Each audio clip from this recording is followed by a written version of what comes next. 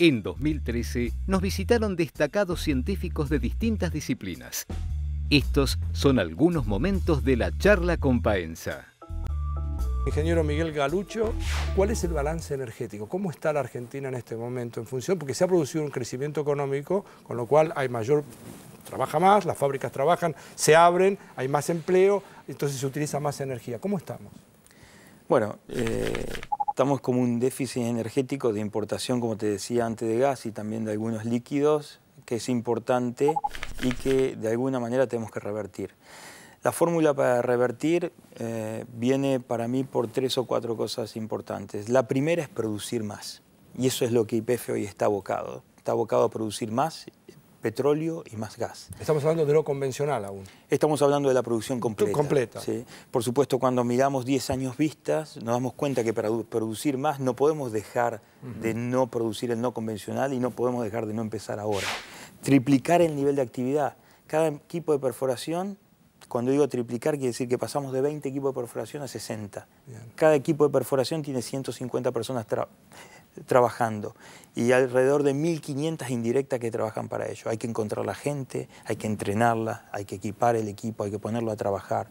Ha sido un trabajo muy arduo y donde la gente ha puesto mucha energía. Hoy lo que ganamos lo reinvertimos. ¿Sí? En la vieja YPF la mayor parte de la ganancia era distribuida como dividendos, alrededor del 85% salía fuera del país. Con lo cual, producir más es el primer factor de la ecuación. ¿Cuáles son los otros factores de la ecuación? Tenemos que ser más eficientes en el consumo de energía, algo que hablamos poco. ¿Sí? Como vos decías, la economía ha crecido, con lo cual el consumo de energía sigue creciendo. Pero tenemos que ser más eficientes en la energía que consumimos. Hay que comunicar mejor, hay que elaborar un plan nacional como una política de Estado. Si queremos consumir mejor, optimizar eso, necesitamos hacerlo como corresponde, nos tenemos que informar. Alguien nos tiene que decir que, porque la población, yo, no sé, a mí me tienen que enseñar, porque si no, no sé qué es lo que estoy haciendo mal. Estoy dejando la canilla abierta cuando no debo, estoy consumiendo a lo mejor dejando la luz encendida, hay una cantidad de cosas que forman parte de la educación cotidiana. Hay mucho que podemos hacer en ese respecto, desde el punto de vista de eficiencia, se ha hecho en otros lugares del mundo y nosotros tenemos que encararlo también. Y el tercero son energías alternativas. ¿Sí? Las energías alternativas hoy en el mundo no pueden reemplazar lo que el gas y el petróleo da, todavía. Claro. ¿Sí? Desde el punto de vista medioambiental, lo mejor que podemos hacer hoy es reemplazar carbono con gas. ¿Sí? Eso sería lo mejor. Si China y Estados Unidos reemplazan carbono con gas, medioambientalmente el mundo está mejor, ¿sí? Pero necesitamos tener gas todavía. Posiblemente en 10 años haya energías alternativas que puedan reemplazar el gas o el petróleo, pero no hoy. Con lo cual tenemos que buscar energías alternativas no para reemplazar el gas y no para reemplazar el petróleo, pero sí para hacernos más eficientes energéticamente.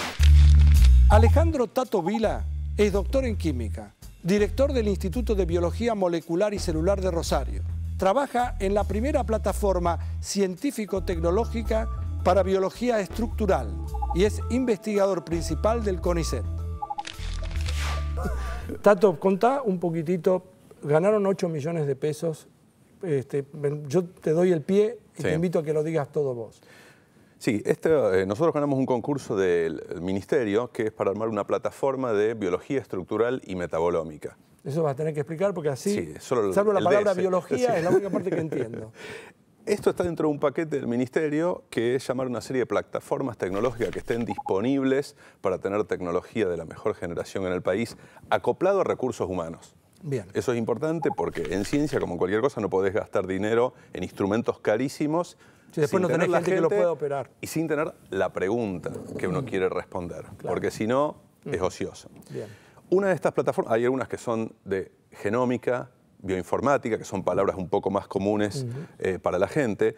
La nuestra, biología estructural y metabolómica, ¿qué es lo que quiere hacer? Tratar de estudiar la estructura en el espacio en 3 dimensiones de las moléculas biológicas. O sea, como si tuviéramos un Lego molecular. ¿Para qué sirve? Lo que siempre preguntan. ¿Tiene que ver con eso? Eso es precisamente una representación en 3D detallada de una proteína. ¿Para qué sirve? Lo más directo es diseño de fármacos. Si nosotros identificamos una bacteria, un virus que hay que atacar, hay que diseñar un fármaco, hay que elegir una molécula que esté en ese virus, que esté en la bacteria, que no tengamos nosotros en humanos o en mamíferos, puede ser también algún remedio para animales, y hay que inhibirla, hay que frenarla o hay que destruirla. Bien. Entonces, como en los juegos de computadora que uno tiene que encontrar al enemigo, tiene que saber cuáles son las armas para atacarla. Las armas es conocer la estructura. Si nosotros vemos la estructura en 3 dimensiones, podemos elegir una molécula que existe en la naturaleza o que sintetizamos que encastre. Y eso va a ser una droga. Así funciona la penicilina. Gustavo Politis es arqueólogo, doctor en Ciencias Naturales, profesor e investigador superior del CONICET. Se dedica a la arqueología de grupos cazadores-recolectores y a la etnoarqueología, y obtuvo 2 premios Jusey y una beca Guggenheim. Seguimos en el programa conversando con Gustavo Politis, que se acaba de autodefinir como arqueólogo, pero todos los arqueólogos no hacen lo que haces vos. No, claro, exacto. Entonces, dentro de la arqueología hay una especialidad que está muy vinculada a la etnografía, a la antropología social, que se llama etnoarqueología. Y para resumir, para decirlo brevemente, es mirar las sociedades actuales con ojos de arqueólogo, con el fin de usarlas como análogos para interpretar el registro arqueológico.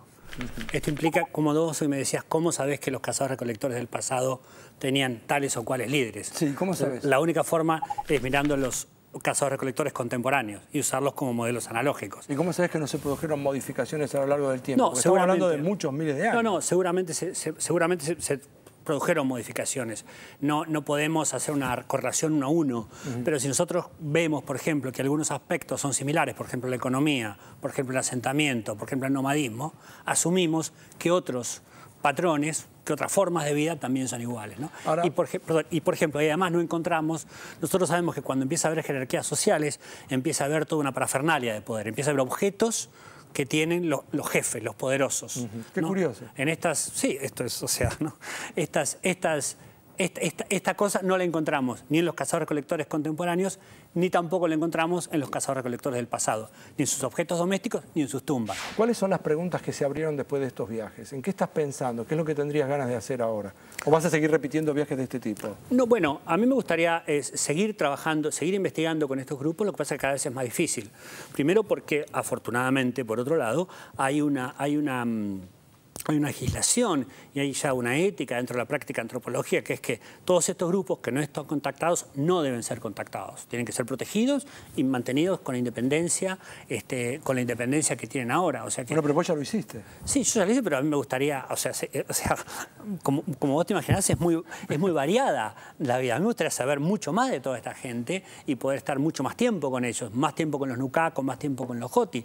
Por diferentes motivos externos a mi voluntad, esto no pudo ser. O sea, que si vos me dijeras qué querría hacer yo ahora, yo querría volver, por ejemplo, a estudiar a los Joti de Venezuela, con los cuales estuve solamente 2 años, y que creo que son unas sociedades como más simples que uno se puede imaginar, ¿no? No tienen instituciones, tienen muy pocos rituales formales, aunque sí tienen muchos rituales seguramente cotidianos y no tan obvios. Entonces, a mí me gustaría estudiar más profundamente las sociedades cazadoras-recolectoras, sobre todo sus aspectos ideológicos, simbólicos, rituales, antes de que esto desaparezca, porque tarde o temprano están condenados a desaparecer porque la globalización en algún punto les va a llegar, ¿no? Ya sea por vía del avance organizado, del Estado Nacional, como del avance ilegal a través de madereros, buscadores de oro o plantadores de coca. Abel González es ingeniero, con un posgrado en seguridad nuclear. Es representante en el Comité Científico de las Naciones Unidas para el estudio de los efectos de las radiaciones atómicas.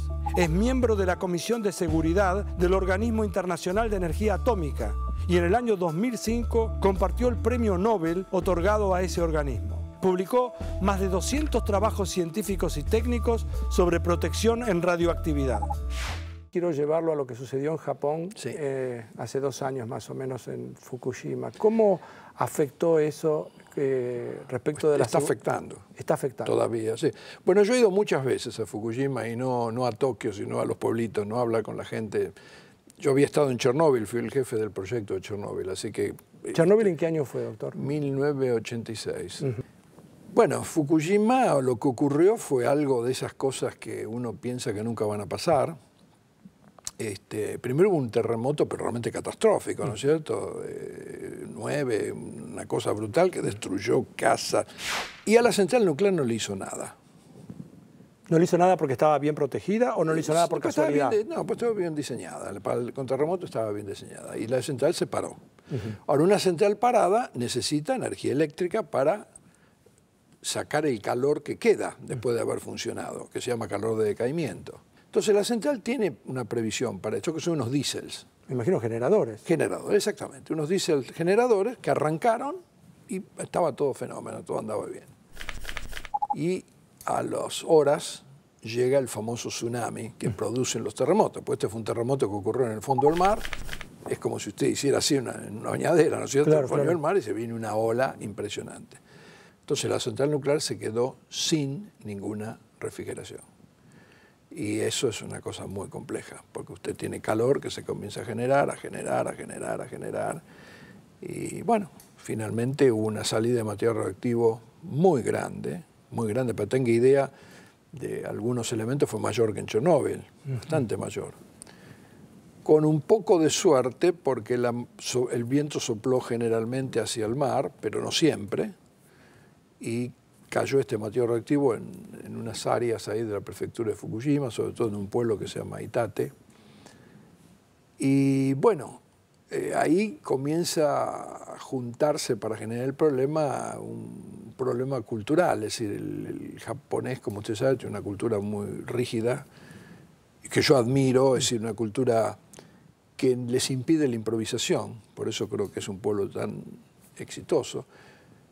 Pero claro, cuando un pueblo no puede improvisar, en estas situaciones eso es un problema. Una desventaja. Una desventaja. Es decir, nosotros, para quienes yo creo que la improvisación nos causa tantos problemas, porque estamos permanentemente improvisando, en un caso así eso se transforma en algo positivo para nosotros. Así que bueno, la improvisación no existió y eso trae complicaciones. Ahora, cuando usted dice la improvisación, ¿qué cosa? Por ejemplo, falta energía eléctrica, pero se sabe que a 5 kilómetros había un punto donde había energía eléctrica. Entonces, ¿qué haría un argentino? Agarra 4 o 5 tipos con un cable y lo trae. Eso en Japón sería imposible. Si alguien dice, ¿dónde está el manual? Segundo, déjeme que le haga un gesto, porque qué sé yo, si hay electricidad a 4 o 5 kilómetros y estamos con un problema de esas características, yo creo que ahí le pasaría por encima. A algunos se le debe haber ocurrido eso. No, es muy complejo. Bueno, está bien, porque no conozco la cultura, así que... Es muy complejo.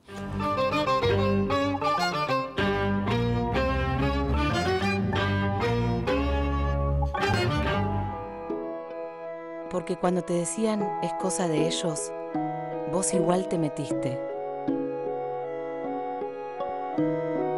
Porque cuando ella te decía que él era celoso, sentiste que pasaba algo más. Porque escuchaste llorar a los chicos y te involucraste. Porque la escuchaste cuando te necesitaba y no te quedaste callada. Porque llamaste y denunciaste. Porque llamaste y pediste ayuda. Porque te animaste y dijiste basta. Todos somos parte de la solución. Línea 144. Contención, información y asesoramiento para la prevención de la violencia de género.